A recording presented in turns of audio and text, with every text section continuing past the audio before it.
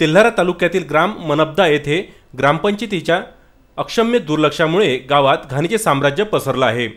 तरी देखील ग्रामपंचायतचा भोंगळ कारभार सुरूच आहे। गावामध्ये भरवस्ती सांडपाण्याचे जणू तलाव साचले आहे। सांडपाण्याच्या तलावात मोठमोठे विषारी साप आढळतात। विषारी सापामुळे ग्रामस्थ भयभीत झाले दिसून येतात। या घाण पाण्याच्या बाजूलाच गावाला पाणी पुरवठा करणाऱ्या पाण्याची टाकी आहे। या सांडपाण्याच्या जलाशयामुळे ग्रामस्थांच्या आरोग्याला धोका निर्माण झाला आहे।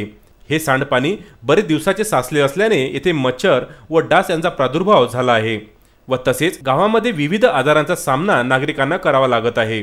एवढेच नाही तर हे सांडपाणी गावात साचत असल्यामुळे सर्वत्र दुर्गंधी पसरली आहे। हे सांडपाणी रस्त्यावरून वाहते, त्यामुळे विद्यार्थ्यांना शाळेमध्ये जात असताना गणवेशावर सांडपाण्याचे शिंतोडे उडतात व भरलेल्या अवस्थेत त्यांना शाळेमध्ये जावे लागते। माझ्या गावात हे जे घाणीचं साम्राज्य आहे, या साम्राज्यावर मी कैक वेळ विनवण्या केल्या। सरपंच, उपसरपंच हे ते सगळ्यांना सांगितलं। ज्या समस्या आहेत ह्या समस्या मी वेळोवेळी त्यांना सांगत आलो। त्यांनीही त्याच्यावर उपचार केला। पोलीस स्टेशनला जाऊनही सांगितलं, पोलीसवाली आले तरी यायचे आहे। पहिले हे रस्ते कोणाचेही मोकळे झाले नाही। यामुळे पाण्याचं संचय होऊन राहिला। संचय झाल्यामुळे डेंग्यू मलेरियाचे मच्छर तिथं पैदा होऊन राहिले आणि त्यामुळे इथं रोगाचं प्रमाण जास्ती वाढत चालून राहिलं। बिमारी हे जास्ती वाढत आहे।